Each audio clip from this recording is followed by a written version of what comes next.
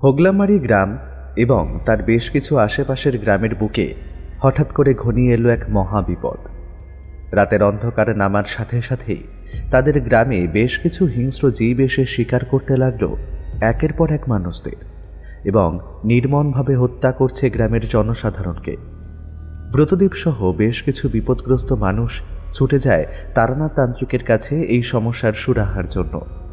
তারানাথ তান্ত্রিক হোগলামারি গ্রামে এসে উপলব্ধি করেন যে সেখানে আগমন ঘটেছে নরকলোকের ভয়ানক 9টি পিশাচের।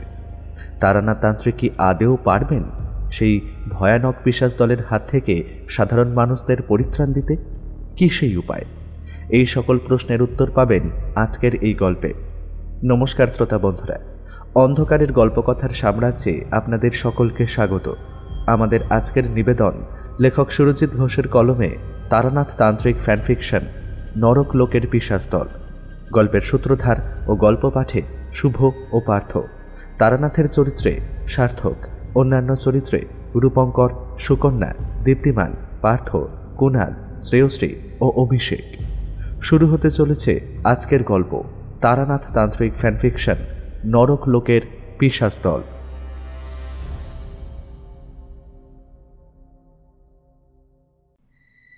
আমার এতদিনের সাধনা সফল হতে চলেছে। হে শয়তান, আমার তন্ত্র সাধনায় সন্তুষ্ট হও। তুমি আমার প্রার্থনায় সাড়া দাও প্রভু। নরলোকের নবদূতেরা উঠে আসুক এই মর্তভূমিতে, সবকিছু একবারে তছনছ করে দিক তারা। আমি এই ধরাতলের একমাত্র অধিপতি হতে চাই। আমার চেয়ে বড় শক্তিশালী যেন আর কেউ না থাকে এই ভুবনে। আমার সাধনায় তুমি সন্তুষ্ট হও। নরলোকের নবদূতদের পাঠাও, পাঠাও সাধারণ মানুষের অনিষ্ট সাধনের জন্য। আমার যজ্ঞে সাড়া দাও প্রভু, সাড়া দাও। চারিদিকে একেবারে ঘুটঘুটে অন্ধকার। যতদূর চোখ যায় ততদূর কেবলই নিশ্ছিদ্র আধার বিরাজমান। এই আধার যেন পৃথিবীর নয়, পাতাল কিংবা নরকলোকের। সেই কুৎসিত কালো আধারের পরিমাণ এতটাই বেশি যে হাত পাঁচেক দূরে দাঁড়িয়ে থাকা কোনো জিনিসই দৃষ্টিগোচর হয় না সহজে। হগলামারি গ্রামের শেষ সীমান্তে অবস্থিত একটি বহু প্রাচীন ভাঙা পরিত্যক্ত মন্দিরের সামনে ধিকি ধিকি করে জ্বলছে আগুন। কোনো গ্রামবাসী মূলত রাতের বেলায় সচরাচর এদিকটায় আসে না কেউ, কিন্তু আজ ব্যাপারটা আলাদা। বেশ কয়েকটি মশালের আগুনে উজ্জ্বল হয়ে উঠেছে চারিদিক। মন্দির থেকে বেশ কিছুটা তফাতে শয়তানের যজ্ঞে নিমগ্ন হয়েছে তন্ত্র সাধক রুদ্রপ্রতাপ। রুদ্রপ্রতাপ হল একজন উচ্চতর ক্ষমতা সম্পন্ন তান্ত্রিক, তবে সে কখনোই কোনোদিনও মানুষের ভালো কাজে তার তন্ত্র শিক্ষাকে ব্যবহার করেনি। সে সর্বদা চেয়েছে সাধারণ মানুষের ক্ষতি। যজ্ঞের আগুনে ঘিয়ের আহুতি দিয়ে তন্ত্র সাধক ফের গর্জন করে বলে ওঠে, জাগো, জাগো হে শয়তান, তুমি জাগ্রত হও। আজকের এই নির্জন জনমানবহীন প্রান্তরে আমি তোমার সাধনায় মগ্ন হয়েছি। তুমি আমার ডাকে সাড়া দাও প্রভু, সাড়া দাও। আমার কামনা তুমি পূর্ণ করো। তুমি জাগরিত হও। কাতারে কাতারে নরলোকের পিশাচ দল উঠে আসুক এই হাগলামারির গ্রামের শেষ সীমান্তে অবস্থিত এই এই এই মন্দির চত্বরে। ধরিত্রী জুড়ে সৃষ্টি হোক মানুষের ত্রাহি ত্রাহি চিৎকার। কেউ যেন বাঁচতে না পারে ওই পিশাচ দলের হাত থেকে। তুমি জাগো, জাগো, আমার মনোবাঞ্ছনা পূর্ণ করো। এই কথা বলে রুদ্রপ্রতাপ তান্ত্রিক এবার একটি মরার মাথার খুলিতে বেশ অনেকটা রক্ত ঢেলে সেটা ছুঁড়ে দিল যজ্ঞের আগুনে, আর সাথে সাথেই জোরালো শব্দে বিস্ফোরণ ঘটল। একটি মারাত্মক পচা কটু বাজে গন্ধে ভরে গেল গোটা তল্লাট। আকাশের বুকে দেখা গেল চকচকে বিদ্যুতের লকলকে শিখা। একটা ঠান্ডা ঝোড়ো হাওয়ার স্রোত যেন পাক খেতে লাগলো মন্দির চত্বর জুড়ে। অন্ধকারের মধ্যে ঊর্ধ্ব গগনে সহসা দপ করে জ্বলে উঠল দুটি বৃহৎ লালচে আলোর বিন্দু। আকাশ থেকে ভেসে এলো এক বিকট অট্টহাসি। হাসি থামলে অন্ধকারের মধ্যে আবির্ভূত হল শয়তান এবং তার সাধক রুদ্রপ্রতাপের উদ্দেশ্যে বলল,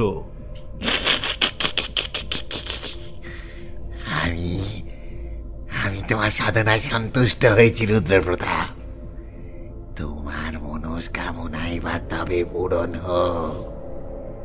নরলোকে 9টি পিশাচকে আমি পাঠাচ্ছি ধরাতলের উপরিভাগে। তারা তোমার আজ্ঞাবহ। তুমি তাদের ঠিক যেমনটা বলবে তারাও ঠিক তেমনটাই করবে। এই কথা বলে এবার অন্ধকারের মধ্যে থেকে মিলিয়ে গেল শয়তান। যুদ্ধে জয়লাভের পর বিজয়ী রাজা যেমন আনন্দিত হয়ে পড়েন, ঠিক সেইরূপ আনন্দে ফেটে পড়ল রুদ্রপ্রতাপ। তার বিকট হাসির শব্দ ছড়িয়ে পড়ল দিক বিদিকে।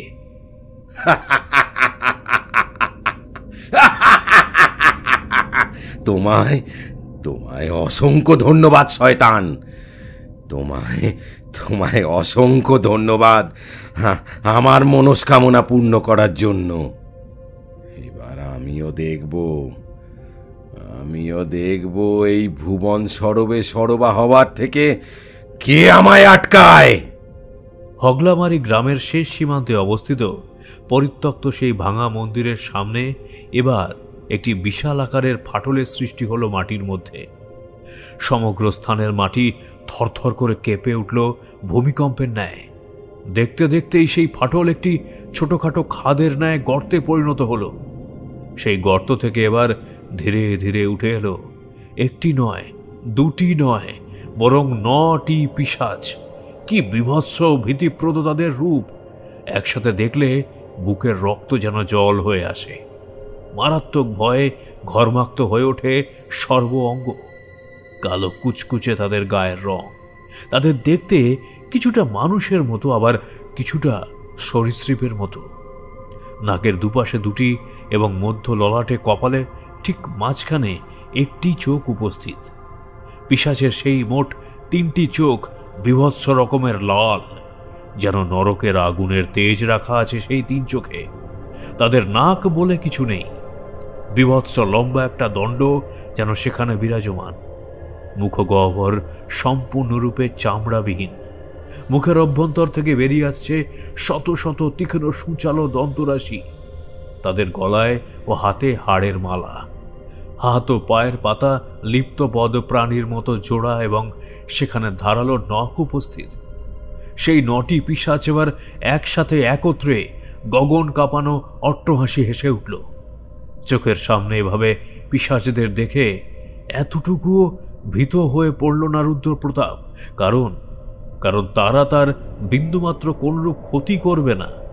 এই 9টি পিশাচ আজ থেকে তার আজ্ঞাবাহক। সে তাদের যা যা বলবে ওই পিশাচ ঠিক তাই করবে। রুদ্রপ্রতাপ তান্ত্রিকের সামনে এবার 9টি পিশাচ তাদের 2 হাত একত্র জড়ো করে ঘ্যানঘ্যানে কণ্ঠে বলল, বলুন প্রভু, আমাদের ঠিক কি করতে হবে? কি কাজের জন্য আপনি আমাদের এখানে ডেকে এনেছেন? একের পর এক গ্রাম ধ্বংস করে ফেলো তোমরা 9 জন ভয়ানক পিশাচ মিলে। চারিদিক থেকে যেন শুধুই নিরীহ মানুষের চিৎকার আর কান্নার শব্দ শোনা যায়। দিক বা দিক যেন ছাপিয়ে যায় নিরীহ মানুষের কান্নার আওয়াজে। আমি রুদ্রপ্রতাপ তান্ত্রিক বর্তমানে তোমাদের প্রভু। আমি তোমাদের নির্দেশ দিচ্ছি, একের পর এক গ্রাম তোমরা উজাড় করে দাও। তান্ত্রিক রুদ্রপ্রতাপ এর এই কথা শুনে এবার পিশাচ দল নিজেদের মধ্যেই একে অপরের দিকে দৃষ্টি বিনিময় করল। তারপর সমবেত সুরে বিভৎস অট্টহাসি হাসতে হাসতে তারা দৌড়ে গেল নিকটবর্তী গ্রাম হগলামারির দিকে। যজ্ঞের জ্বলন্ত আগুনের লেলিহান শিখায় চকচক করে উঠল রুদ্রপ্রতাপের 2 চোখের মণি। তার ঠোঁটের কোণে খেলে গেল একটা বঙ্কিম হাসির বলিরেখা। হগলামারি গ্রাম জুড়ে নেমে এলো এক অশুভ অশনি বার্তাবরণ। সেখানকার মানুষেরা জানতেও পারল না যে ঠিক কি বিভৎস এক ভয়ানক বিপদ দৌড়ে যাচ্ছে তাদের দিকে। হা হা, যাত্রাখানি দেখে একেবারে মন ভরে গেল। শ্যামা সুন্দরীর অভিনয় সত্যি বড় প্রশংসনীয়। চোখের কোণে জল এনে দিয়েছিল একেবারে।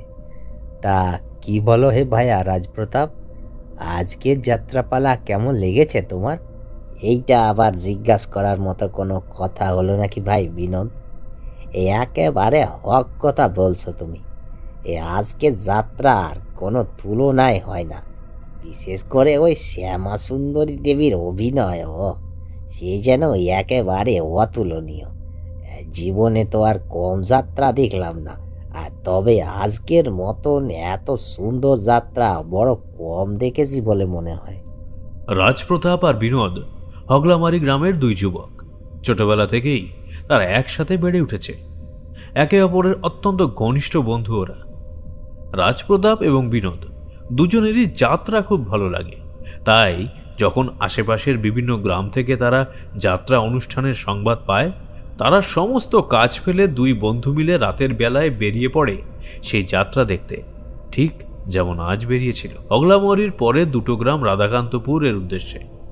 রাধাকান্তপুরের যাত্রা দেখে গ্রামে ফিরতে ফিরতেই বেশ অনেকটা রাত হয়ে গেল। আকাশে আজ পূর্ণ চন্দ্রের দেখা নেই। কেবলমাত্র কাস্তের ফলার মতো এক ফালি বঙ্কিম চাঁদ কোনো রকমে যেন মুখ বের করেছে। চাঁদের চারপাশে জমাট বাঁধা মেঘের আস্তরণ। আকাশের দিকে তাকাতেই কেমন যেন শিরশির করে ওঠে বিনোদের শরীর। সে রাজপ্রতাপের উদ্দেশ্যে ভয় মিশ্রিত সুরে বলে, ভাই রাজপ্রতাপ, আকাশের দিকে তাকিয়ে একটিবার দেখো, আজকে চাঁদের রং এরকম টকটকে গাঢ় লাল। এর পূর্বে আমি কিন্তু কখনো এইরূপ বর্ণের চাঁদ দেখিনি। বিনোদের কথা রাজপ্রতাপ এবার তাকালো আকাশের দিকে। সে দেখল সত্যি চাঁদের রং আজ বড়ই অস্বাভাবিক, কেমন যেন রক্তবর্ণের। বিনোদ চাঁদের রং দেখে কিছুটা ঘাবড়ে গেছে বুঝে রাজপ্রতাপ খানিকটা হেসে কঠিন গলায় বলল, সত্যি ভাই, তুমি পারো বটে।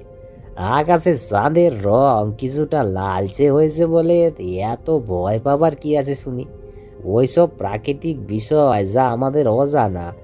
খোঁজ খবর নিয়ে দেখো যে আজ হয়তো নিশ্চয়ই চন্দ্রগ্রহণ রয়েছে, তাই সে কারণে হয়তো চাঁদের রং ওই রকম।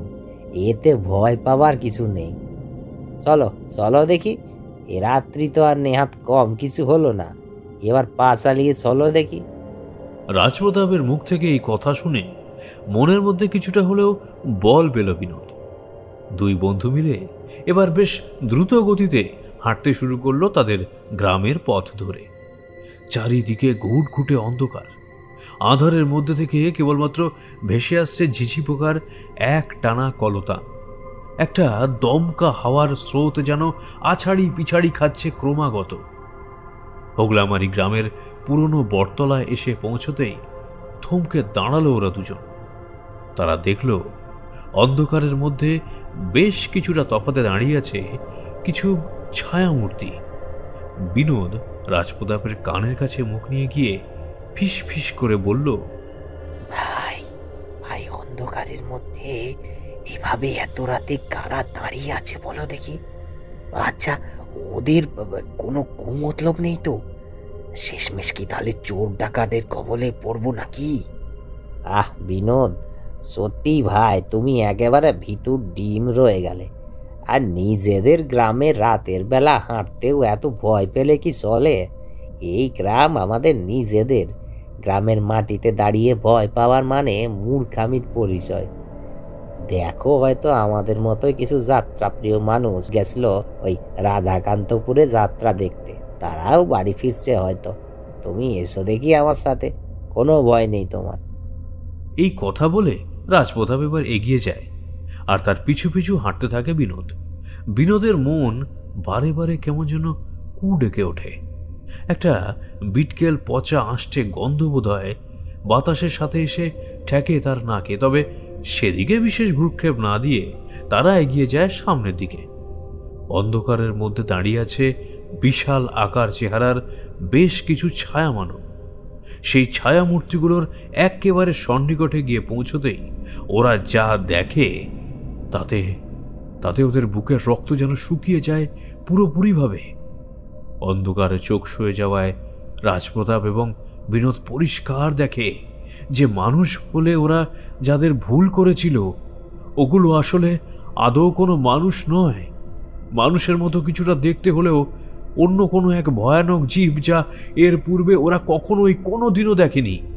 প্রত্যেকটি প্রাণীর বীভৎস দন্তযুক্ত মুখ থেকে টপ টপ শব্দে চুমিয়ে পড়ছে লালা রস। সেই জীবগুলির মধ্যে থেকে কয়েকটি আবার খিলখিল করে হেসে উঠেছে। হিতাহিত জ্ঞানশূন্য হয়ে পড়ে রাজপ্রতাপ। বিনোদ ততক্ষণে প্রাণপণে দৌড়তে শুরু করেছে পিছনের দিকে।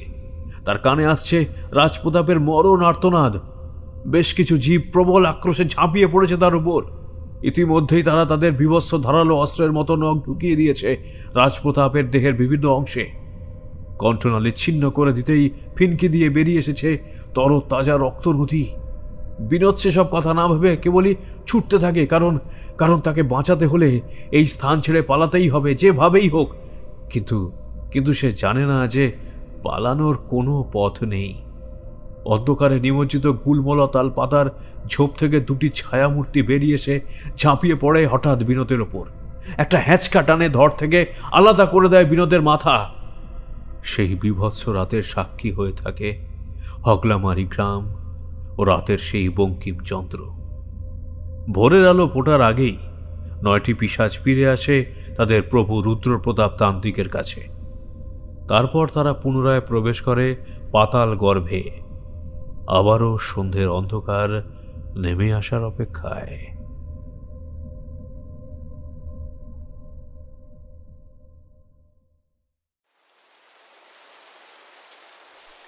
আজ রথযাত্রা, জগন্নাথ দেবের মাসির বাড়ি যাওয়ার দিন। রথযাত্রায় যে টুপটাপ বৃষ্টি পড়ে তা আমাদের প্রায় সকলেরই জানা। রথযাত্রা উপলক্ষে আজ আমাদের কাজের ছুটি, তাই আমি আর কিশোরী আগে থেকেই ঠিক করে রেখেছিলাম আজ রথের মেলা দেখে ঠাকুরমশাইয়ের বাড়িতে যাব গল্প শোনার জন্য। চোখের পাতা খুলতে না খুলতেই দেখি আকাশ কালো হয়ে রয়েছে পাতলা মেঘের আস্তরণে। কখনো ঝমঝম শব্দে প্রবল বৃষ্টিপাত হচ্ছে, তো আবার কখনো বৃষ্টি থেমে গিয়ে হালকা রোদের আভা ফুটে উঠছে। এসবই হলো প্রকৃতির খামখেয়ালি। ঘড়ির দিকে তাকাতেই বেশ বিরক্ত হয়ে পড়লাম। কিশোরীকে আজ একটু তাড়াতাড়ি আসতে বলেছিলাম, কিন্তু তাও যে সে কেন এত বিলম্ব করছে সেটাই আমার বোধগম্য হলো না। আরও বেশ কিছুটা সময় কিশোরীর জন্য অপেক্ষা করে অবশেষে আমি ঘরের দরজা বন্ধ করে বেরিয়ে এলাম বাইরে। ছাতা মাথায় দিয়ে রাস্তায় নামতেই আমার নজরে পড়ল কিশোরী হন্তদন্ত হয়ে এগিয়ে আসছে আমার দিকে। আমি বিস্ফারিত চোখে তার দিকে তাকালাম। সে আমার কাছে এসে মৃদুস্বরে বলল, আমি জানি ভাই তুমি আমার ওপর বিস্তর রাগ করে রয়েছ, কিন্তু আমার কথা কানা একটু মাথা ঠান্ডা করে শোনো। আরে আমি অনেকক্ষণ আগেই বেরিয়েছি, কিন্তু আসার সময় পথে এমন একখানা দরকারি কাজ মিটিয়ে আসতে হলো যে এতটা সময় লেগে গেল। আমি তোমার কোনো কথা শুনতে চাই না কিশোরী। তোমার যত দরকারি কাজ সব থেকে আজকেই পড়লো। সত্যি তোমাকে নিয়ে আর পারি না, জানো তো। সে কখন কোন সকালে আমাদের বেরিয়ে পড়ার কথা ছিল, আর দেখো এখন কটা বাজছে। আমায় একটু বিশ্বাস করো, তুমি সত্যিই একটা ভীষণ দরকারি কাজ পড়ে গেল আসার পথে। সেটা মিটিয়ে আসতে আসতেই তো এতটা দেরি হয়ে গেল। দেখো ভাই, যা হবার তা তো হয়ে গেছে, আর অযথা সময় নষ্ট করে লাভ নেই। চলো আমি আর তুমি মিলে এবার রথের মেলা দেখতে বের হই, তারপর রথের মেলা দেখে আমরা দুজন মডলেনের উদ্দেশ্যে রওনা দেব। হ্যাঁ তাই চলো। এসো ভাই, যাওয়ার পথে একেবারে ঠাকুরমশাইয়ের জন্য 1 প্যাকেট পাসিং শোয়ের সিগারেট কিনে নেব। তুমি তো জানোই সেই সিগারেট ছাড়া তিনি গল্পের আসক ঠিক জমাতে পারেন না, তাই ভালো একটা গল্প শুনতে হলে পাসিং শো কিনে নিয়ে যাওয়া আবশ্যক। আমি আর কিশোরী এবার ছাতা মাথায় দিয়ে বৃষ্টি ভেজা রাস্তার মধ্যে হাঁটতে লাগলাম। পাড়ার 5 মাথার মোড়ে এসে দাঁড়াতেই কিশোরী দ্রুত পায়ে এগিয়ে গেল গুমটি মতন ছোট চায়ের দোকানটার দিকে ঠাকুরমশাইয়ের জন্য সিগারেটের প্যাকেট কিনে আনতে। মাত্র অল্প কিছুটা সময়ের মধ্যেই কিশোরী ফিরে এলে আমরা আবার পুনরায় হাঁটতে শুরু করলাম। রথের মেলা দেখে ঠাকুরমশাইয়ের জন্য গরম গরম জিলিপি আর পাঁপড় ভাজা নিয়ে হাজির হলাম মটলেনে। রথযাত্রার দিন গরম গরম জিলিপি আর পাঁপড় ভাজা না খেলে যে একেবারেই চলে না। ঠাকুরমশাইয়ের বন্ধ সদর দরজার উপর কিশোরী বেশ জোরালোভাবে টোকা মেরে বলল, ঠাকুরমশাই, বলি ও ঠাকুরমশাই, গৃহে আছেন নাকি? দয়া করে একটিবার দরজাখানা খুলুন, আমি কিশোরী, আমরা এসেছি। কিশোরীর অমনধারা উচ্চকণ্ঠের হাঁক ডাকে প্রতিবারের ন্যায় এবারেও ঠাকুরমশাইয়ের কন্যা চারি এসে দরজার আগলখানা খুলে দিল। দরজার আগল খোলা মাত্রই আমরা দেখলাম ছোট্ট মেয়েটা হাসি মাখা মুখ নিয়ে দাঁড়িয়ে আছে আমাদের সামনে। আমরা এবার ধীরে ধীরে ভেতরে ঢুকে এলাম। ঘরের অভ্যন্তরে প্রবেশ করার সাথে সাথেই চারি পুনরায় দরজা বন্ধ করে দিল। ভিজে ছাতা আর জুতোখানা দাওয়ার এক কোণে নামিয়ে রেখে আমরা উঠে এলাম দাওয়ায়। দাওয়ায় রাখা তক্তপোষের উপর বেশ আরাম করে বসলাম আমরা দুজন। তারপর রথের মেলা থেকে চারির জন্য কিনে আনা কয়েক গাছা কাঁচের চুড়ি বের করে তার দিকে বাড়িয়ে দিয়ে বললাম, এই নাও চারিমা, আজ আমরা দুই বন্ধু মিলে একটু রথের মেলা দেখতে গিয়েছিলাম। তোমার জন্য পছন্দ করে এই কয়েক গাছা কাঁচের চুড়ি নিয়ে এসেছি, দেখো তো এগুলো তোমার পছন্দ হয় কিনা। আমার হাত থেকে চারি চুড়িগুলো নিয়ে বেশ ভালোভাবে দেখতে লাগলো। আনন্দে তার মুখমণ্ডল একেবারে উজ্জ্বল হয়ে উঠল। সে হাসতে হাসতে এবার বলল, আমার খুবই পছন্দ হয়েছে কাকাবাবু, খুবই পছন্দ হয়েছে। চারিমা, এই নাও, মেলা থেকে তোমাদের জন্য এই গরম গরম জিলিপি আর পাঁপড় ভাজা এনেছি। রথের মেলা দেখতে গিয়ে জিলিপি আর পাঁপড় ভাজা না খেলে কি আর চলে? তাই ভাবলাম তোমাদের জন্য কিনে নিয়ে আনি। এগুলো নাও দেখি মা, তুমি আর বাবা মশাই মিলে খেও, আমাদের খুব ভালো লাগবে। কিশোরীর হাত থেকে চারি এবার জিলিপি আর পাঁপড় ভাজার ঠোঙাখানা নিয়ে সে হাসতে হাসতে সম্মতিসূচকভাবে মাথা নাড়ল। তারপর পা বাড়ালো রন্ধনশালার দিকে। স্বল্প কিছুটা সময় সেভাবে বসে থাকার পরে গৃহের অভ্যন্তর থেকে বেরিয়ে এলেন ঠাকুরমশাই। আমাদের দেখে তিনি অত্যন্ত আনন্দিত হয়ে পড়লেন। আমরা তার পায়ের ধুলো মাথায় নিলাম। তিনি বেশ অবাক হয়ে বললেন, তা কি ব্যাপার হে, আজ হঠাৎ করে প্রণাম করলে যে? আজ রথযাত্রার শুভ দিন, সেজন্যই আপনার পায়ের ধুলো মাথায় নিয়ে আশীর্বাদ নিলাম। তা বেশ, তা বেশ, ঈশ্বর তোমাদের মঙ্গল করুন, এই কামনা করি। ঠাকুরমশাই এবার হাসতে হাসতে এসে বসলেন তক্তাপোষের উপর, আমাদের ঠিক মুখোমুখি ফাঁকা অংশে। আমি কিশোরীর দিকে চোখের ইশারা করলাম। সে আমার ইশারা বুঝতে সক্ষম হলো। কোমরে ধুতির সাথে গুঁজে রাখা সিগারেটের প্যাকেটখানা বের করে নামিয়ে রাখল ঠাকুরমশাইয়ের সামনে। সিগারেটের প্যাকেট দেখে যেন বাঁধ ভাঙা আনন্দ ফুটে উঠল তার মুখমণ্ডল জুড়ে।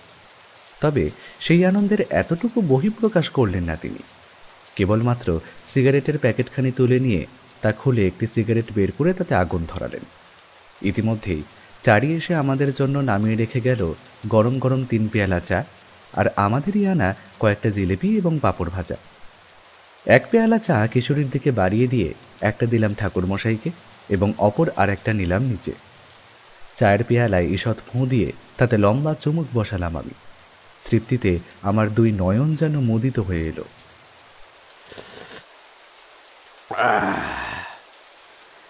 এবার তাহলে তোমাদের একটি বেশ সুন্দর গল্প বলে শোনাতে হবে, তাই তো?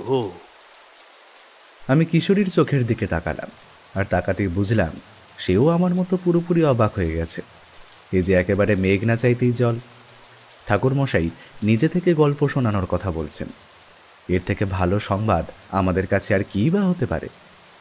কিশোরী চিরকালই বড় অধৈর্য প্রকৃতির মানুষ, বরাবরই সে এমন ধারা স্বভাবের। তাই সে এই সুবর্ণ সুযোগ যাতে কিছুতেই হাতছাড়া না হয়ে যায় সেই জন্য তাড়াতাড়ি বলল, হ্যাঁ ঠাকুরমশাই, সেটাই বরং ভালো হবে। এমন বৃষ্টি বাদলা ঠান্ডা দিনে আপনি বরং একখানা বেশ ভয় ধরানো গা চমচমে গোছের গল্প বলে শোনান দেখি। আচ্ছা আচ্ছা, শোনাবো বই কি। তোমরা যে গল্প শোনার টানে আমার কাছে বারে বারে ছুটে ছুটে হাসো, তাকে আর আমি বুঝি না ভেবেছ? আজ আমি তোমাদের একটি বেশ ভয় ধরানো কাহিনী শোনাবো। ঠাকুরমশাই এবার নিজের অবশিষ্ট সিগারেটের ফিল্টারটুকু ছাইদানি হিসেবে ব্যবহৃত নারকেলের মালায় গুঁজে দিলেন। তারপর আমাদের দিকে তাকিয়ে বলতে শুরু করলেন তার আজকের কাহিনী। আজ আমি তোমাদের যে গল্পের কথা বলছি তা তখনকার দিনে এক ভয়ানক ত্রাসের সৃষ্টি করেছিল সাধারণ মানুষের মনে। আমার তখন বয়স খুবই অল্প, কাঁচা বয়স বলে যাকে এক কথায়। মধুসুন্দরী দেবী এবং কাল ভৈরবের সাক্ষাৎ পেয়েছি সেই সবে সবে। একদিন শীতের দুপুরে আমি বসে আছি আমাদের উঠোনের ছাতিম গাছের তলায়। ঠিক এমন সময় বন্ধ সদর দরজার অপর প্রান্তে বেশ জোরালোভাবে করাঘাতের শব্দ হলো। অমন ভর দুপুরে আমাদের গৃহে কে আসতে পারে তা এতটুকু না ভেবে আমি উঠে গেলাম দরজা খোলার জন্য। সদরের বন্ধ দরজার আগল খোলা মাত্র আমি দেখতে পেলাম আমাদের বাড়ির সম্মুখে দাঁড়িয়ে আছে বেশ কয়েকজন মানুষ। তাদের প্রত্যেকের অবস্থা যথেষ্ট শোচনীয়। তাদের ভাবভঙ্গি খানিকটা এমন যেন ভয়ানক কোনো বিভীষিকার মুখোমুখি হয়েছে তারা শেষের কদিনে। সীমাহীন দুশ্চিন্তায় এবং অনিদ্রায় তাদের চোখের তলা কালো হয়ে রয়েছে একেবারে। মাথার চুল এলোমেলো, উস্কো খুস্কো, যা দেখে বোঝা যায় বেশ কিছুদিন তাদের স্নান খাওয়া হয়নি ঠিক সময়। উপস্থিত মানুষের মধ্যে একজন স্বল্প বয়সের তরুণ যুবক এগিয়ে এলো আমার দিকে। তারপর সে নিজের 2 হাত জড়ো করে বলল, আপনি নমস্কার ঠাকুরমশাই, আমি ব্রতদীপ চট্টোপাধ্যায়। সেই বহুদূরের হগলামারি গ্রাম থেকে ছুটে এসেছি আপনার কাছে। আর শুধু আমি একাই নয়, আমার সাথে আমার গ্রামের আরও বেশ কিছু মানুষজনও এসেছে। বহু কষ্টে আপনার ঠিকানাখানা পেয়েছি ঠাকুরমশাই। আমাদের সামনে এক মস্ত বড় অজানা বিপদ ঝাঁপিয়ে পড়েছে, সাক্ষাৎ সুনামির মতো। প্রতিদিন রাতে মারা যাচ্ছে একাধিক মানুষ। আমরা কিছুতেই বুঝে উঠতে পারছি না যে এইসবের পেছনে আসলে ঠিক কী কারণ লুকিয়ে আছে। সে ব্যাপারে আমরা পুরোপুরি অজ্ঞাত। শুনেছি আপনি নাকি দেবতুল্য মানুষ, বহু গ্রামের নিরীহ মানুষদের নানান বিপদের হাত থেকে রক্ষা করেছেন আপনি। আমরা তাই বড় আশা নিয়ে এসেছি আপনার দ্বারে। আশা করি আপনি আমাদের খালি হাতে ফিরিয়ে দেবেন না। এই কথা বলে সেই যুবক অর্থাৎ ব্রতদীপ এবার হাউমাউ করে কেঁদে উঠল। সে আছাড় খেয়ে পড়ল আমার চরণ তলে। আমি তার কাঁধ ধরে তাকে টেনে তুলে বললাম, আহা ব্রতদীপ বলি, এইভাবে ভেঙে পড়ো না, তুমি নিজেকে শক্ত করো। এসো এসো, ঘরের ভেতর ঢুকে এসো দেখি। প্রথমে একটু বসো, ঠান্ডা জল খাও, তারপর না হয় সব কথা বলবে। আমি সব শুনবো মন দিয়ে। আপনারাও এখানে এভাবে দাঁড়িয়ে থাকবেন না, আসুন, আপনারা আসুন গৃহের ভিতর। আমার কথা এবার ব্রতদীপ সহ হগলামারি গ্রামের অন্যান্য সকলে ঢুকে গেল আমার বাড়ির অভ্যন্তরে। ঘরের দাওয়ায় একখানা চাটাই বিছিয়ে দিলাম আমি। তারা সকলে একে একে এসে বসল সেখানে। আমি ঘর থেকে একটি কাঁসার থালায় করে কয়েকটি বাতাসা আর ঠান্ডা জলের গ্লাস এনে দিলাম তাদের। সকলে স্বল্প কিছু বাতাসা মুখে তুলে গলা ভেজালো ঠান্ডা পানীয় জল দিয়ে। কিছুটা স্বস্তি বোধ করল তারা প্রত্যেকেই। আমি দেখলাম ব্রতদীপের মধ্যে যে ভীষণ অস্থিরতা ভাবের জন্ম হয়েছে তা যেন কিছুতেই কাটতে চাইছে না। সে আমাকে কিছু বলতে চায়, আর যতক্ষণই সে সমস্যার কথা সে আমায় সম্পূর্ণরূপে জানাতে পারছে ততক্ষণ তার শান্তি নেই। সেই কারণে ব্রতদীপের সামনে এসে বসলাম। তারপর আমি বললাম, না ব্রতদীপ, এবার বলো ঠিক কি সমস্যা হয়েছে তোমাদের গ্রামে, যার কারণে এরকম হন্তদন্ত হয়ে তোমরা ছুটে এসেছো আমার কাছে, বলো। আসলে কি সমস্যা হয়েছে তা আমরা কেউই জানি না ঠাকুরমশাই, তবে ভয়ানক কিছু একটা যে ঘটেছে সে ব্যাপারে আমরা শতভাগ নিশ্চিত। আমাদের গ্রামের নাম হগলামারি। এখান থেকে বেশ অনেকটাই দূরে অবস্থিত সেই গ্রাম। সব কিছু একেবারে ঠিকঠাক ছিল, কিন্তু হঠাৎ করেই 2 দিন আগের এক রাতে আমাদের গ্রামের 2 যুবক রাজপ্রতাপ এবং বিনোদ মারা গেল অস্বাভাবিকভাবে। তারা পাশের গ্রাম রাধাকান্তপুর থেকে যাত্রা দেখে বাড়ি ফিরছিল রাতের বেলায়। পরদিন সকালে উদ্ধার করা হলো তাদের মৃতদেহ। সে এক বীভৎস মর্মান্তিক মৃত্যু, যেন তাদের খুবলে খুবলে হাড় মাংস চিবিয়ে খেয়েছে কোনো ভয়ঙ্কর হিংস্র জন্তুর দল। সেই ছিল এই ঘটনার সূত্রপাত। গতকাল রাতেও আমাদের গ্রামের মোট 5 জন মানুষ একসাথে মারা গেছে ওই একইভাবে। আমরা বুঝতে পারছি না হঠাৎ করে আমাদের গ্রামে রাতের অন্ধকার হলে কি এমন ভয়ানক জন্তু নেমে আসছে। রাতের বেলায় আমরা কেউ শান্তিতে ঘুমাতে পারি না। বিভৎস সব আওয়াজ কর্ণগোচর হয়। আকাশ বাতাস যেন থরথর করে কেঁপে ওঠে কারোর সমবেত অট্টহাসিতে। এইসব ঘটনার মাথামুন্ডু কিছুই আমরা বুঝতে পারছি না। ঠাকুরমশাই, এইভাবে চলতে থাকলে আমাদের গ্রামের সকল মানুষ একসময় প্রাণ হারাবে ওই ভয়ানক জন্তুদের কবলে পড়ে। তাই আপনাকে কিছু একটা করতেই হবে। দেখো ব্রতদীপ, তোমার মুখ থেকে যেটুকু যা শুনলাম তাতে সত্যি বড় দুশ্চিন্তা হচ্ছে। আমিও ঠিক বুঝতে পারছি না তোমাদের গ্রামে আসলে কারা আক্রমণ করছে প্রতি রাতে। আর সেটা বোঝার জন্যই আমাকে তোমাদের গ্রাম হোগলামারিতে যেতে হবে। সে তো খুবই ভালো কথা ঠাকুরমশাই। আমরা তো এসেছি আপনাকে আমাদের সাথে নিয়ে যাওয়ার জন্যই। আপনি আমাদের গ্রামে গেলে আমরা সত্যিই একটু নিশ্চিন্ত হব। তা না হলে যা পরিস্থিতির সৃষ্টি হয়েছে তাতে গায়ের মানুষ এবার গ্রাম ছেড়ে পালিয়ে যাবে অন্যত্র। ব্রতদীপের কথা শেষ হতে না হতেই তাদের দলের মধ্যে থেকে চন্দন নামের একটি ছেলে বলল, একটা কথা ঠাকুরমশাই, আপনাকে বলে রাখা দরকার। এটা হয়তো বলতে ভুলে গেল ব্রতদীপ, সেই কারণেই আমি বলছি। শুধুমাত্র যে আমাদের গ্রাম হগলামারিতেই এইরূপ মৃত্যুর ঘটনা ঘটেছে তেমনটা মোটেও নয়। আমাদের গ্রামের পাশের গ্রাম রাধাকান্তপুর, গোপীনাথপুর এবং কোমলপুর জুড়েও গত 2 রাতে একইভাবে অনেক নিরীহ মানুষ মারা গেছে। খুব স্বল্প কিছু প্রত্যক্ষদর্শী মিলেছে ভাগ্যক্রমে। তারা বলছে রাতের অন্ধকারের মধ্যে ওরা বিভৎস আকারের সব ভয়ানক ছায়ামূর্তিদের ঘুরে বেড়াতে দেখেছে গ্রামের বিভিন্ন প্রান্তে। চন্দনের এই কথা শুনে সত্যি বেশ কিছুটা ঘাবড়ে গেলাম। আমি আমার পুরনো অভিজ্ঞতা থেকে এটুকু বুঝলাম যে সেখানে বেশ বড় সড় আকারের কিছু একটা ঘটেছে। আচ্ছা, বেশ ঠিক আছে, তোমরা এখানেই একটু বসো। আমি বরং এক্ষুনি প্রস্তুত হয়ে আসছি, তারপর একসাথে সবাই মিলে রওনা দেবো তোমাদের গ্রামের উদ্দেশ্যে। তোমাদের মুখ থেকে যা সব শুনছি তাতে বিষয়টা খুবই গুরুতর বলে মনে হচ্ছে। এতটুকু সময় অপচয় করে লাভ নেই। সন্ধে নামার আগেই তোমাদের গ্রামে পৌঁছে যেতে হবে আমায়। গোটা বিষয়টা প্রত্যক্ষ করতে হবে ভালো করে, তা না হলে আমি কিছুতেই এই সমস্যা থেকে তোমাদের উদ্ধার করতে পারবো না। আমি আমার নিত্য প্রয়োজনীয় টুকিটাকি জিনিসপত্র সব ঝোলায় ভরে নিলাম। তারপর বেরিয়ে এলাম বাড়ির বাইরে। ব্রতদীপদের আনা গরুর গাড়িতে চড়ে বসলাম আমিও। হেলে দুলে গরুর গাড়ি মন্থর গতিতে এগোতে শুরু করলো সামনের দিকে। প্রায় সন্ধ্যা হব মুহূর্তে আমরা পৌঁছলাম সেই গ্রামে। গ্রামের মধ্যে প্রবেশ করার সাথে সাথেই একটা বিশ্রী আষ্টে গা গোলানো গন্ধ যেন আমার নাক মুখ চেপে ধরল। দম বন্ধ হয়ে এলো আমার। মুখের মধ্যে তীব্রভাবে বেজে উঠল সেই বিপদ ঘণ্টাটা। আমি বুঝলাম এই স্থানে ভয়ানক রকমের কোনো অশুভ শক্তির আগমন ঘটেছে।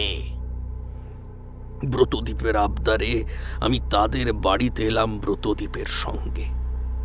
তার বাড়িতে আসা মাত্রই ব্রতদীপের মা মালবিকা দেবীর সাথে আমার পরিচয় করিয়ে দিল। মালবিকা দেবী একেবারে মাটির মানুষ। আমার একবারের জন্য মনে হলো না যে আমি তাদের কাছে সম্পূর্ণ এক অপরিচিত ব্যক্তি।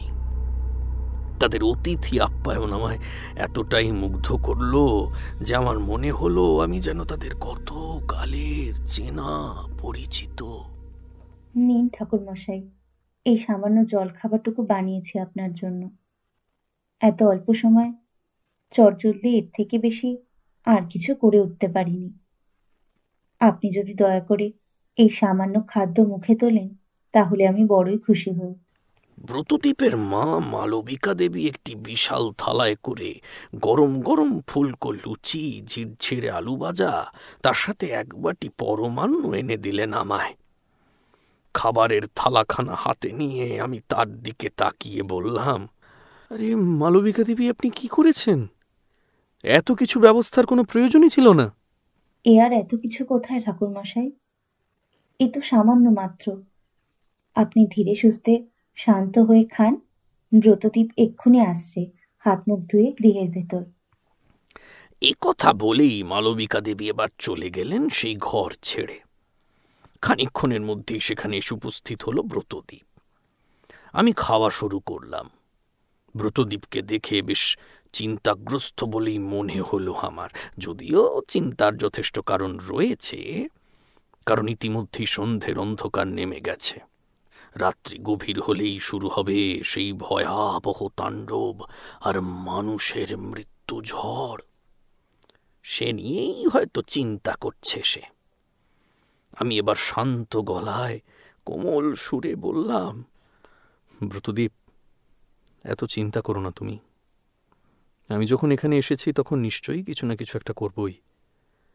যে কোনো উপায়ে তোমাদের গ্রাম এবং আশেপাশের প্রত্যেকটি গ্রামকে আমি সুরক্ষিত করব। সে ব্যাপারে তুমি সম্পূর্ণ নিশ্চিন্ত থাকতে পারো।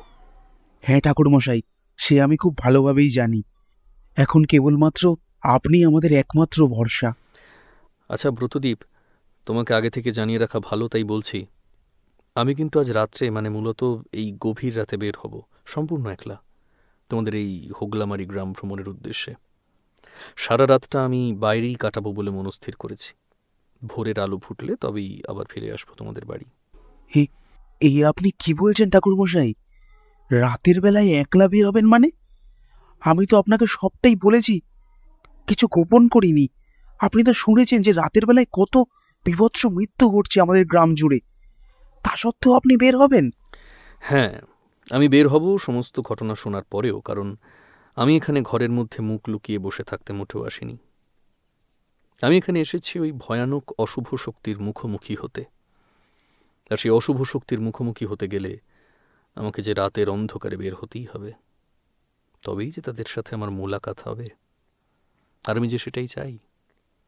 তুমি কোনো চিন্তা করো না ব্রতদীপ, আমার মাথার ওপর কাল ভৈরব এবং মধু সুন্দরী দেবীর আশীর্বাদ রয়েছে, তাই কোনো অপশক্তি আমার বিন্দুমাত্র ক্ষতি করতে পারবে না।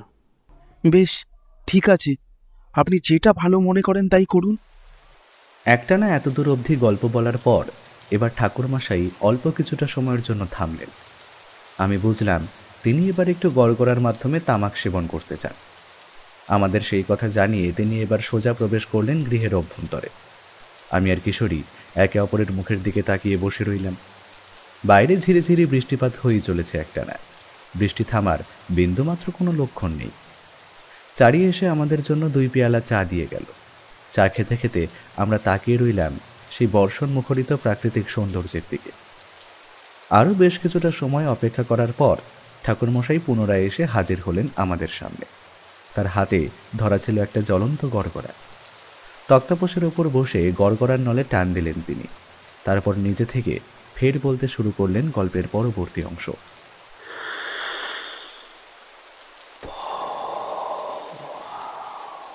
হ্যাঁ, তো যা বলছিলাম, সেদিন রাত্রি গভীর হলে ব্রতদীপ এবং তার মা মালবিকা দেবীর কাছ থেকে আমি বিদায় নিয়ে এবার বেরিয়ে এলাম হোগলামারি গ্রামের রাস্তায়। সে তোমাদের কি বলবো, গোটা গ্রাম একেবারে শুনশান, পথঘাট সম্পূর্ণ নির্জন, জনমানবহীন। মানুষজন তো বহু দূরের কথা, সামান্য একটা কুকুর বিড়াল পর্যন্ত শুয়ে নেই পথঘাটে। এক ঝলক দেখলে মনে হয় গোটা তল্লাটে জীবিত প্রাণী বলতে কিছুই নেই হয়তো।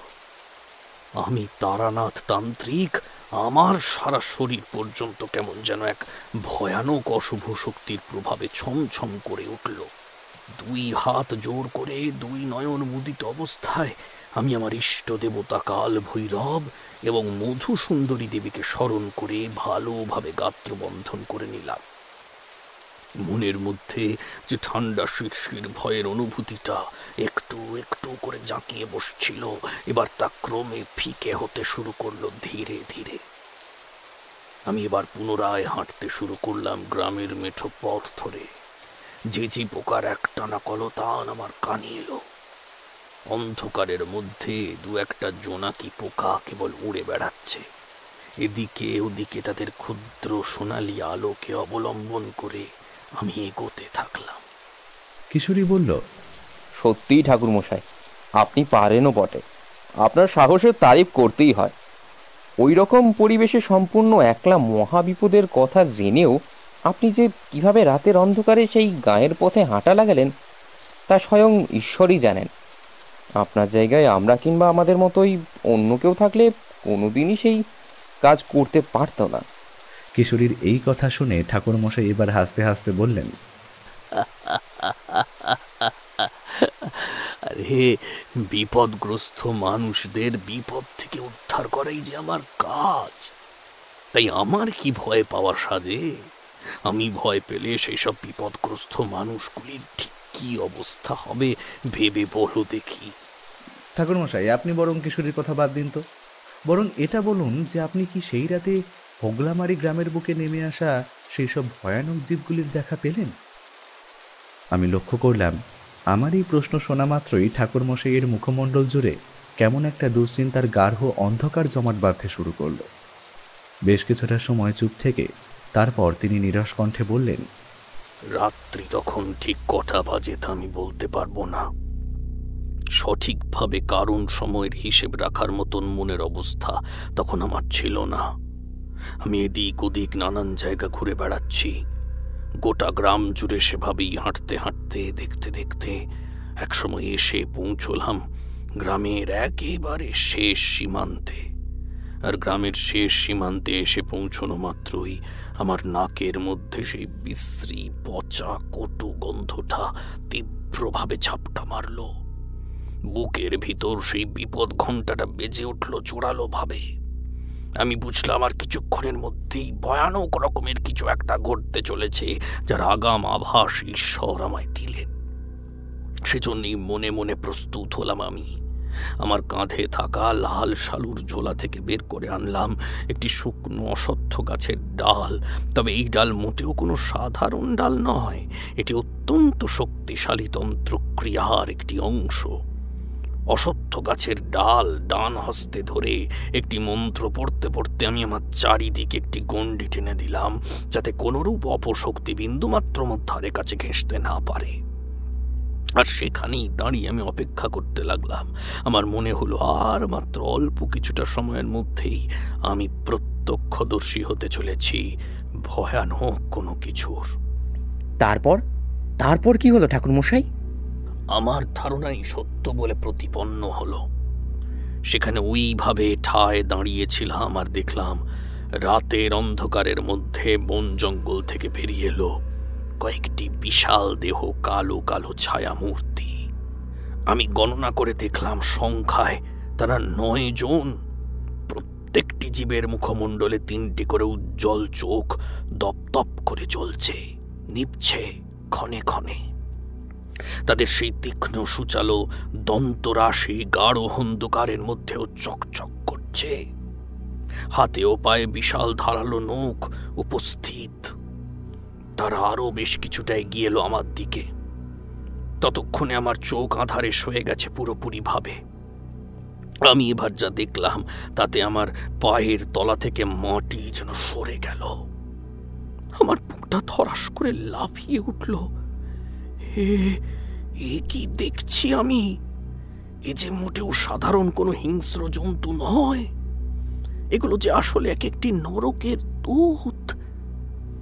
হে ভগবান, হোগলামারি গ্রামের মধ্যে নরকের দূত এলো কোথা থেকে তা আমি ভেবে পেলাম না। সেটা ভাববার উপযুক্ত সময়ও তখন ছিল না, কারণ আমাকে যেভাবেই হোক ওই 9টি পিশাচের হাত থেকে নিজেকে রক্ষা করতে হবে। এবং শুধুমাত্র নিজেকেই নয়, গোটা গ্রামকে রক্ষা করতে হবে। তাই আমি এবার ঝোলা থেকে বের করে আনলাম একটি বেশ বড়সড় মাপের হাড়ের টুকরো। মাটি থেকে বেশ কিছুটা ধুলো তুলে নিয়ে হাড়ের সাথে ভালো করে তা ঘষে সেই ধুলো আমি ছুঁড়ে দিলাম সামনের দিকে। আর সাথে সাথেই সেই পিশাচেরা গগন কাঁপানো তীব্র চিৎকার করে উঠল। তারা এবার দৌড়ে এলো আমার দিকে, কিন্তু আমাকে স্পর্শ করতে পারল না কিছুতেই। আমি আমার চারদিকে যে শক্তিশালী গণ্ডি টেনেছিলাম, আপনা হতেই সে গণ্ডির মধ্যে দপ করে আগুন জ্বলে উঠল। আগুনের শিখা যেন গ্রাস করে নিতে চাইল সব কিছু। আগুন দেখে অত্যন্ত ভয় পেয়ে গেল পিশাচ দল। কারণ অগ্নি হলো সর্বগ্রাসী। যে কোনো রূপ অপবিত্র জিনিস তার কাছে পুড়ে ছাই হয়ে যায়। সেই কারণে সকল অশুভ শক্তি আগুনকে ভয় পায়। সে এক মারাত্মক ভয়। একটি শুকনো গাছের ডাল মাটি থেকে তুলে সেই ডালের মধ্যে ঝোলা থেকে বেশ কিছুটা পরিমাণ লাল শালু বের করে তা জড়িয়ে দিলাম দ্রুত হাতে। তারপর তাতে আগুন ধরিয়ে মশালের মতন ব্যবহার করলাম সেই শুকনো গাছের ডালটি। আমার হাতের জ্বলন্ত মশাল দেখে ভয়ে কয়েক পা পিছিয়ে গেল সেই পিশাচেরা। আমি বুঝলাম এইভাবে ভয় দেখিয়ে তাদের আমায় বিতাড়িত করতে হবে সেই গ্রাম থেকে। আমি এবার দৌড়ে গেলাম তাদের দিকে। পিশাচেরা ঊর্ধ্বশ্বাসে দৌড় লাগালো। হগলামারি গ্রামের শেষ সীমান্তে এসে পৌঁছলাম আমি। আর এবার যা প্রত্যক্ষ করলাম তাতে আমার বুক কেঁপে উঠল, কারণ আমি দেখলাম সেখানকার এক পরিত্যক্ত ভাঙা মন্দিরের সামনে বিশাল খাদের ন্যায় গর্তের সৃষ্টি হয়েছে মাটির মধ্যে। আর সেই সুবিশাল গর্তে এক এক করে ঝাঁপিয়ে পড়ল ৯টি পিশাচ। তারপর তারা প্রবেশ করল পাতাল গর্ভে। হাতের মধ্যে ধরে থাকা মশালে জ্বলতে থাকা আগুন সহসা নিভে গেল দমকা বাতাসে। আমি এবার ধীরে ধীরে ফিরে এলাম ব্রতদ্বীপের গৃহে। বলুন বলুন ঠাকুরমশাই, কালকে রাতে আপনি ঠিক কি প্রত্যক্ষ করলেন? সারা রাত আমি সঠিকভাবে দুই চোখের পাতা এক করতে পারিনি, নানান রকমের দুশ্চিন্তার অধিক কৌতূহলী। ভোরের আলো ফুটতে না ফুটতেই নিজেই কক্ষের দ্বার খুলে বেরিয়ে এলো ব্রতদ্বীপ। আমি দাওয়ায় বসেছিলাম দেওয়ালে ঠেস দিয়ে। চোখে মুখে জল দিয়ে সে এসে বসলো আমার মুখোমুখি। তারপর আমার দিকে তাকিয়ে এসে প্রশ্ন করলো, এ কি ঠাকুরমশাই, আপনাকে এমন দুশ্চিন্তাগ্রস্ত বলে মনে হচ্ছে কেন? তাছাড়াও আপনার কপাল জুড়ে বেশ কয়েকটা চওড়া ভাঁজের সৃষ্টি হয়েছে। ঠাকুরমশাই, কোনো কিছু লুকোবেন না দয়া করে আমার কাছ থেকে। বলুন বলুন, কি জানতে পেরেছেন আপনি গত রাতে? আমার মনে হচ্ছে আপনি ভয়ানক রকমের কিছু একটা আন্দাজ করতে পেরেছেন।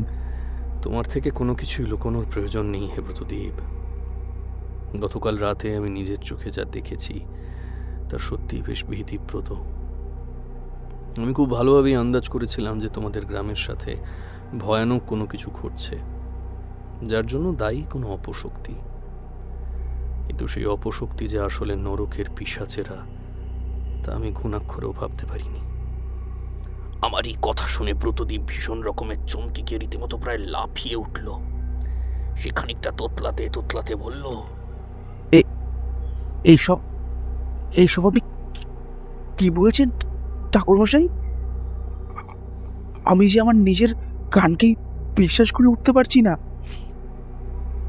নরকের পিশাচের আগমন ঘটেছে আমাদের হগলামারি গ্রামে। এইটা কি আদৌ সম্ভব ঠাকুরমশাই? সম্ভব সম্ভব ব্রতদ্বীপ, অসম্ভব বলে আসলে কিছুই নেই। তোমাদের গ্রাম হোগলামারি এবং হোগলামারির আশেপাশের সমস্ত গ্রামের নিরীহ মানুষেরা রাতের বেলায় যেরূপ বিভৎসভাবে মারা যাচ্ছে তাদের জন্য দায়ী সাধারণ কোনো হিংস্র পশু নয়, বরং নরকের পিশাচকুল।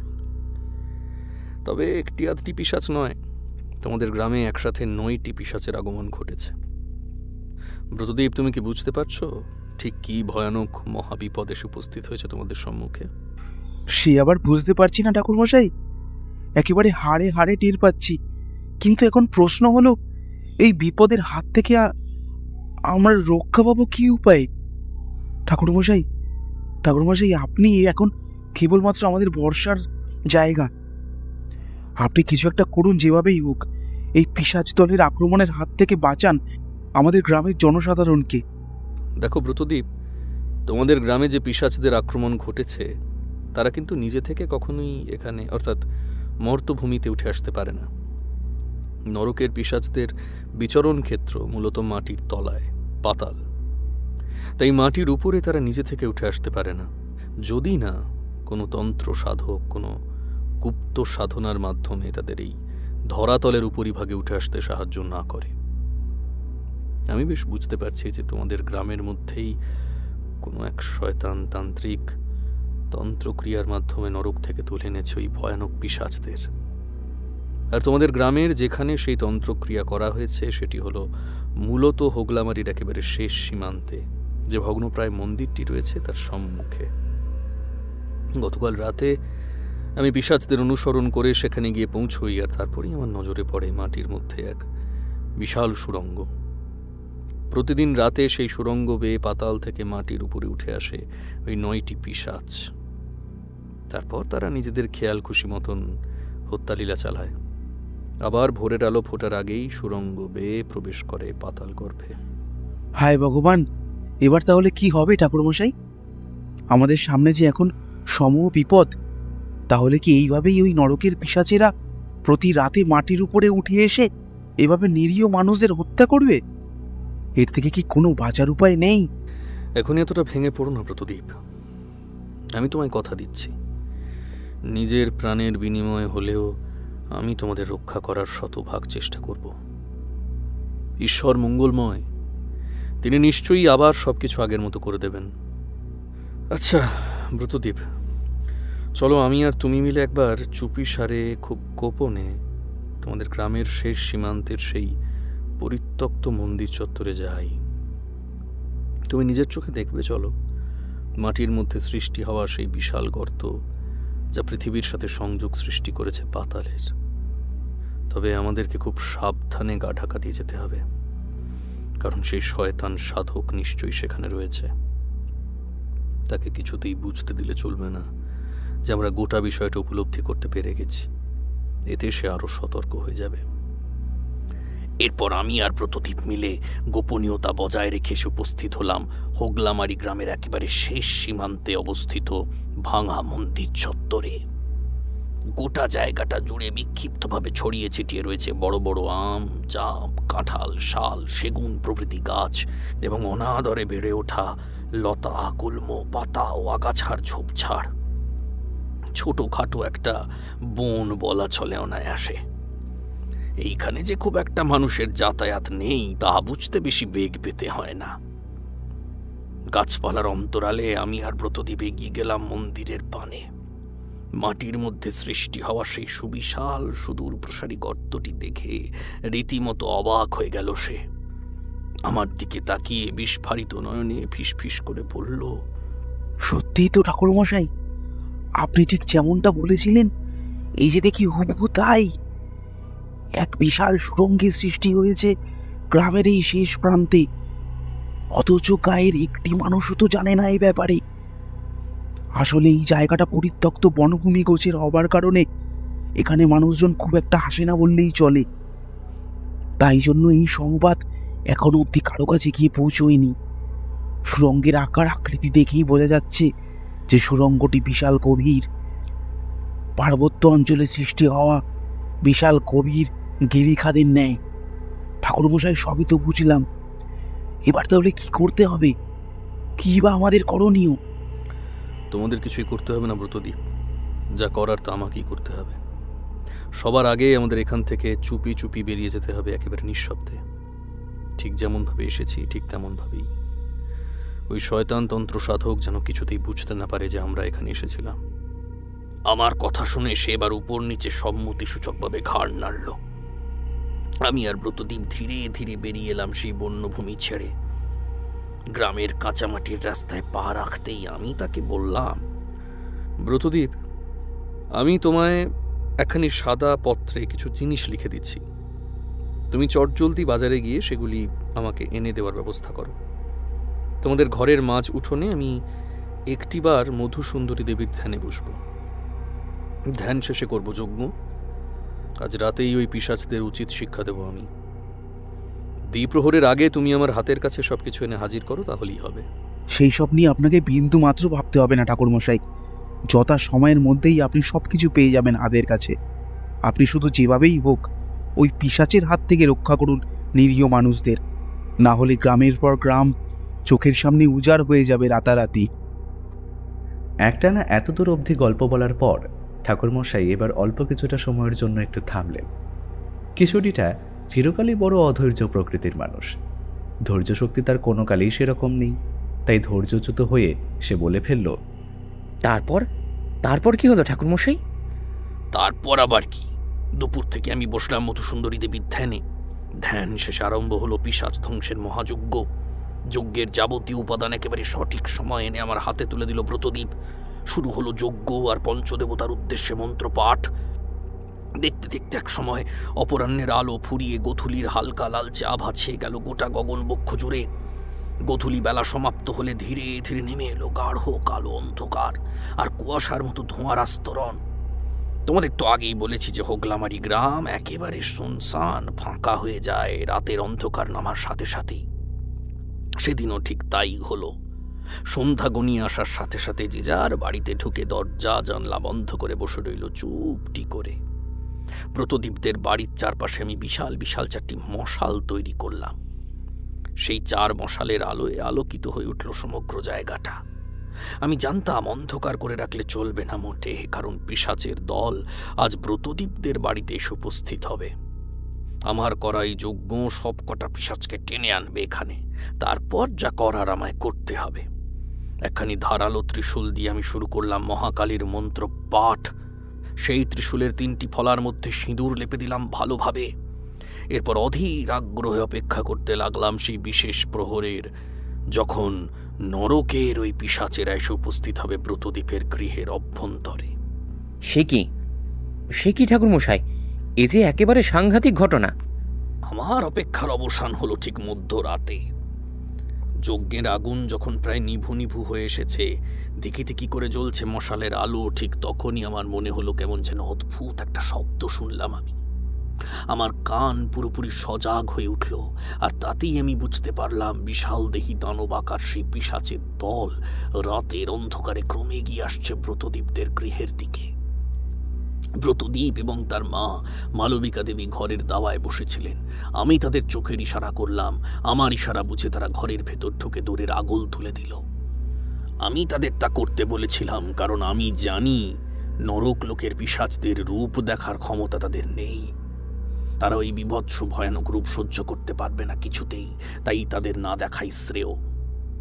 পচা আষ্টে গন্ধটা বাতাসের সাথে মিশে হু হু করে ছুটে এলো আমার দিকে।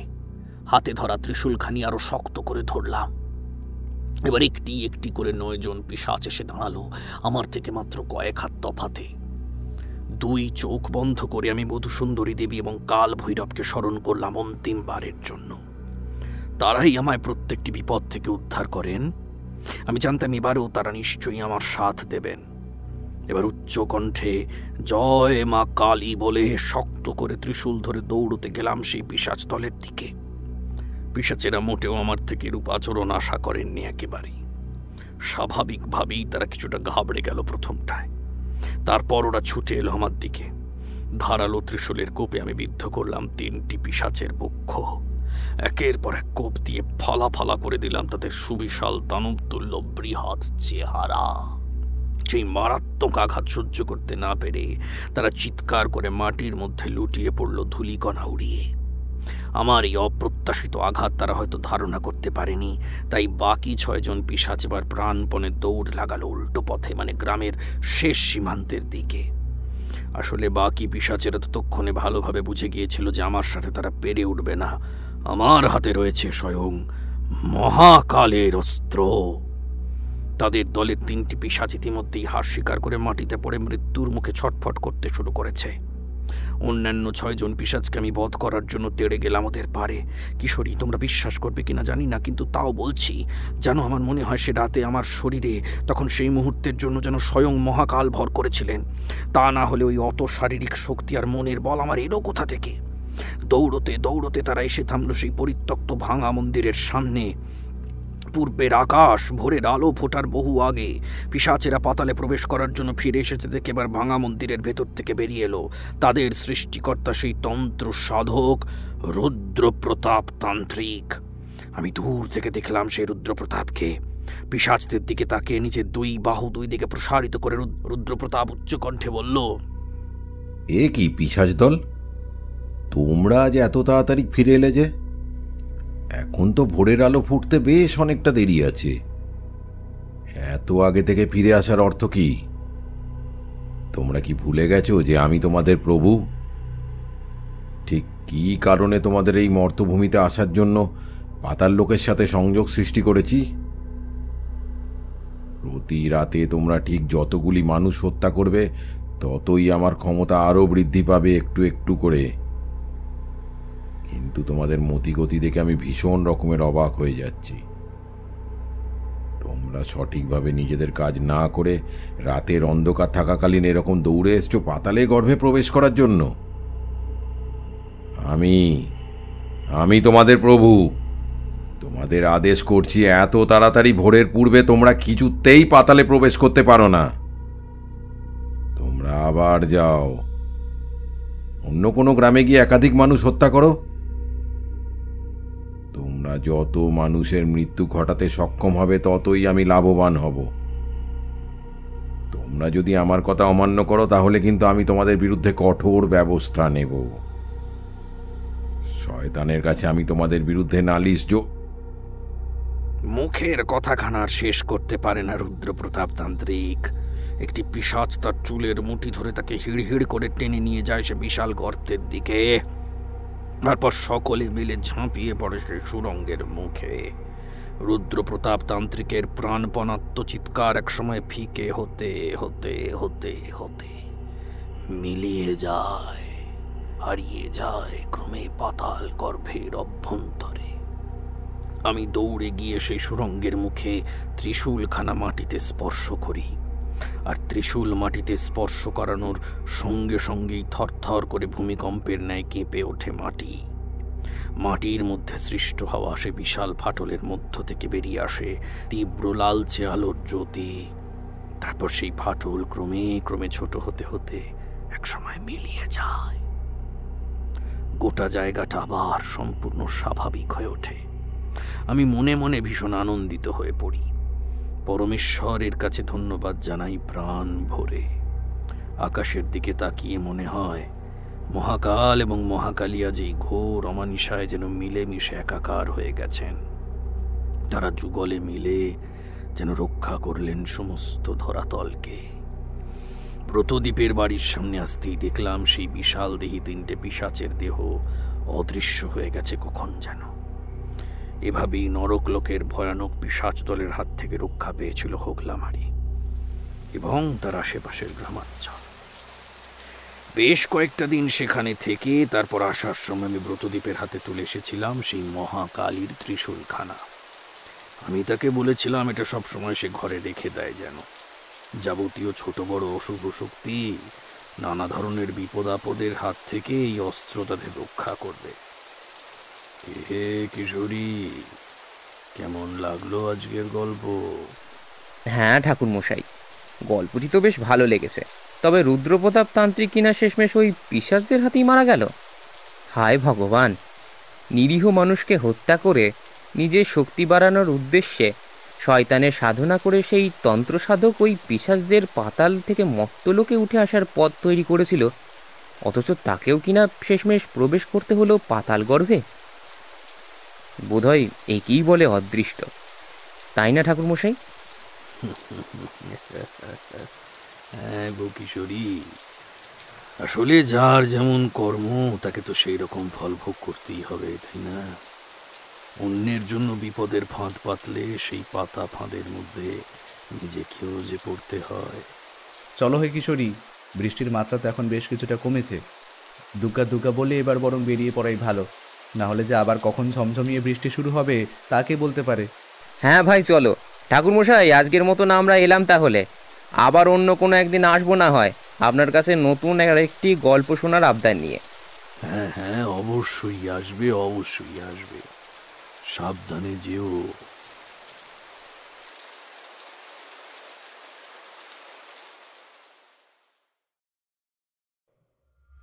শুনছিলেন লেখক সুরজিৎ ঘোষের কলমে তারানাথ তান্ত্রিক ফ্যানফিকশন নরক লোকের পিশাচ দল। সম্পাদনা, ডিরেকশন এবং ভিডিওর ভিজুয়াল এফেক্টসে প্রায়ণ গোস্বামী। শব্দ পরিকল্পনা, মিশ্রণ এবং আবহ সৃষ্টিতে সাউন্ডস্কেপ। পোস্টার ডিজাইনে কৃষ্ণেন্দু মণ্ডল। কেমন লাগলো আজকের গল্পটি? ভালো লাগলে অবশ্যই আমাদের সাবস্ক্রাইব করে আমাদের সাথে থাকুন এবং লাইক ও কমেন্টের মাধ্যমে আপনার মতামত জানান। এরকম গল্প যদি আরও শুনতে চান তাহলে প্লিজ আমাদের কমেন্টের মাধ্যমে জানান। দেখা হবে নতুন কোনো গল্পে। ততক্ষণের জন্য শুভরাত্রি। ভালো থাকবেন এবং সকলকে ভালো রাখবেন।